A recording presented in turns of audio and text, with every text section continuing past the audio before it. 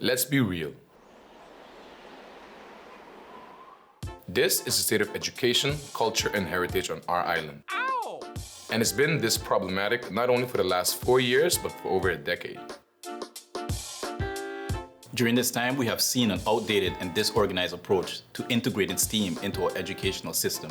We're talking declining literacy rates, declining exam rates, and even an overall decline in how much our special needs students are catered to. A disconnected higher education system that does not prepare students for an evolving job market and limited regard to preservation of our culture and heritage. The issues we face are complex, but that doesn't mean that solving them is impossible. It requires tough decision-making by the government, participation by parents, as well as self-reflection and critical assessment by the schools, their managers, and their unions. Our vision for education, culture, and heritage is inclusive. That means whether you're young or you're old, our goal is to create a population of lifelong learners to ensure that we have a more knowledgeable and engaged population.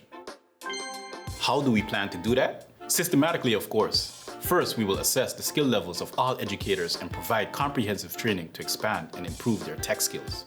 Educators with expanded knowledge and technical skills will help push our young people to the next level so they can succeed in this world of advancing technology.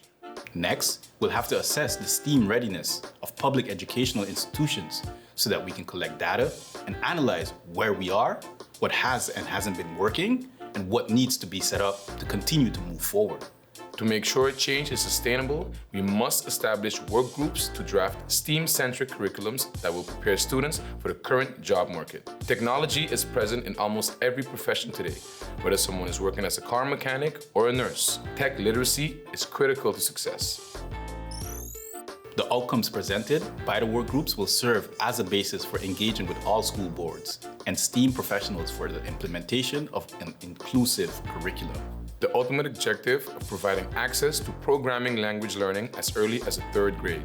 There are many kinds of students in St. Martin, and because of this, we knew that our plan for education had to be as dynamic and multifaceted to ensure that all students were able to secure themselves a robust education. Since 2019, we've spent time evaluating our approach and our vision for education, especially when it comes to the special needs education.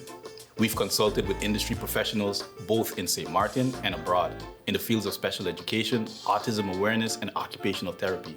We hope to address the gaps in special education in a way that will ensure that special needs students are not separated from their peers, but integrated into our existing educational framework. Yes, we must admit that a traditional desk and rows and sit down and be quiet routine is not working for our special needs students. Classrooms should be transformed into a learning experience that acknowledges the different learning styles of neurotypical and neurodivergent students.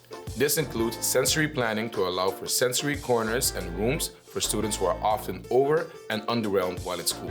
PFP wants to rethink and revamp our primary vocational educational institution, the St. Martin Vocational Training School, to bring it in line with the Caribbean Vocational Qualification, the CVQ concept. Why the CVQ? It's a competency-based approach to training, assessing, and certifying students. The students gain the occupational standards developed by employers and industry experts within the Caribbean.